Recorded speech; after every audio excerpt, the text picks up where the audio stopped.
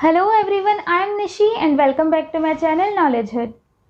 दिसंबर 2019 में चाइना के वुहान शहर में कोरोना वायरस सबसे पहले पाया गया था और इसे कुछ ही हफ्तों में WHO ने international public health emergency declare कर दिया था। दिसंबर 2019 से जुलाई 2021 तक कोरोना वायरस किस तरह से फैला है और इसका ग्राफ किस तरह से कम ज़्यादा हुआ है, ये हम सभी जानते हैं। ओवरऑल इस पेंडेमिक ने ग्लोबली सोशल, इकोनॉमिकल और हेल्थ वाइज बहुत ज़्यादा डिस्टर्बेंस पहुंचाया है। कोरोना वायरस ने हर एस्पेक्ट में हमारी लाइफ को इफेक्ट किया है, including physical world and environment.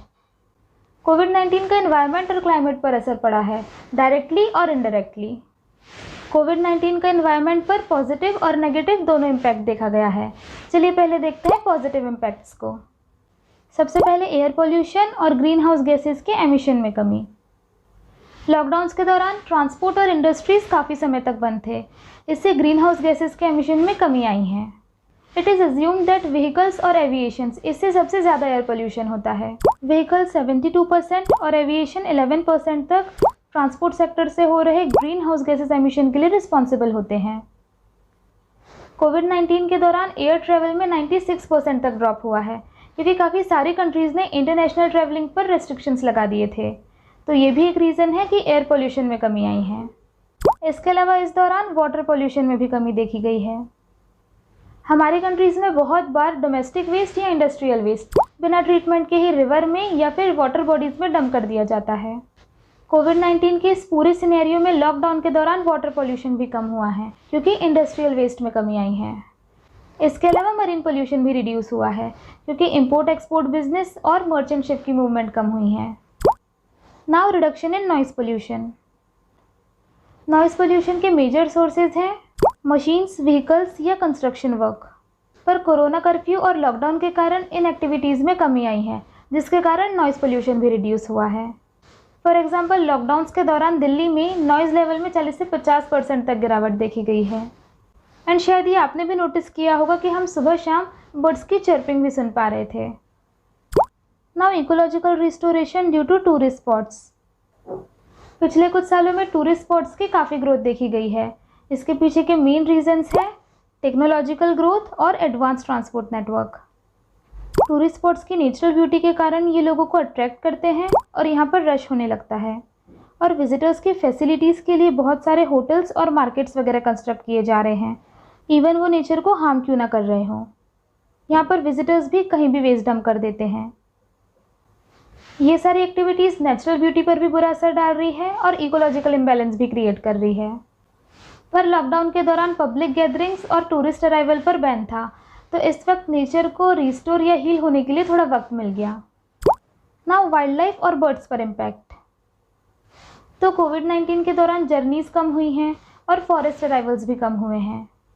So wild animals के रोडवेज पर इंजरी या किलिंग की खबरें कम सामने आई हैं। इसके अलावा इलीगल वाइल्ड लाइफ ट्रेड में भी गिरावट आई है, और एयर ट्रैवल में कमी के कारण बर्ड स्ट्राइक का भी रिस्क कम हुआ है। अब चलिए देखते हैं कि कोविड-19 के एनवायरनमेंट पर क्या क्या नेगेटिव इम्पैक्ट है। कोविड-19 के कारण बायोमेडिकल वेस्ट का जनरेशन बढ़ा है। कोविड-19 के दौरान सैंपल कलेक्शन, डायग्नोसिस, इतने ह्यूज नंबर में पेशेंट्स का ट्रीटमेंट और डिसइंफेक्शन में बढ़ोतरी हो रही है। इसके चलते हॉस्पिटल से काफ़ी सारा बायोमेडिकल वेस्ट जनरेट हो रहा है। इन बायोमेडिकल वेस्ट का प्रॉपर मैनेजमेंट बहुत ज़रूरी है, क्योंकि इससे न केवल पोल्यूशन बल्कि इन्फेक्शन का भी खतरा होता है, जो कि एक नेगेटिव इम्पैक्ट है। नाउ सेफ्टी इक्विपमेंट का यूज़ एंड उनका डिस्पोजल। आज हम सभी एटलीस्ट मास्क का यूज़ तो कर ही रहे हैं। इसके अलावा face shield, gloves, protective suits या पीपी किट्स, मतलब पर्सनल प्रोटेक्टिव इक्विपमेंट किट, इन सभी का भी बड़े पैमाने पर इस्तेमाल हो रहा है।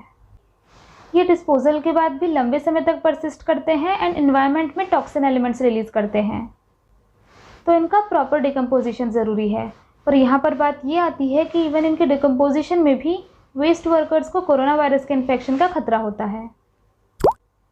नाउ कोविड पेंडेमिक के दौरान रिसाइकलिंग जिस वे में पहले होती थी, वैसे आज नहीं हो पा रही है। वेस्ट रिसाइकलिंग पोल्यूशन प्रिवेंट करने का एक इफ़ेक्टिव मेजर है। इससे एनर्जी भी सेव होती है एंड नेचुरल रिसोर्सेज का भी कंजर्वेशन होता है। पर कोविड-19 के चलते कहीं ना कहीं रिसाइकलिंग एक्टिविटीज़ पोस्टपोन हो गई है, खासकर बायोमेडिकल वेस्ट की, क्योंकि इससे ट्रांसमिशन का खतरा होता है। अब इन सभी नेगेटिव इम्पैक्ट्स के बाद आज हम जो हैवी अमाउंट में सैनिटाइजर्स और डिसइंफेक्टेंट्स यूज़ कर रहे हैं, इससे हम हार्मफुल वायरसेस और बैक्टीरिया से तो बच रहे हैं, बट ये नॉन टारगेटेड बेनिफिशियल स्पीशीज़ को भी किल कर रहे हैं, जैसे कि कुछ यूज़फुल बैक्टीरियाज या वायरसेस, एंड इससे भी इकोलॉजिकल इम्बैलेंस क्रिएट होता है।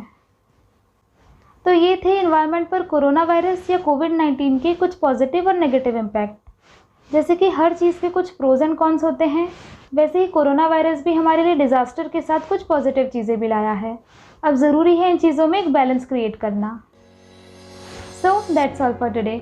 Thank you so much for watching and see you in the next video. Good bye एंड जय हिंद।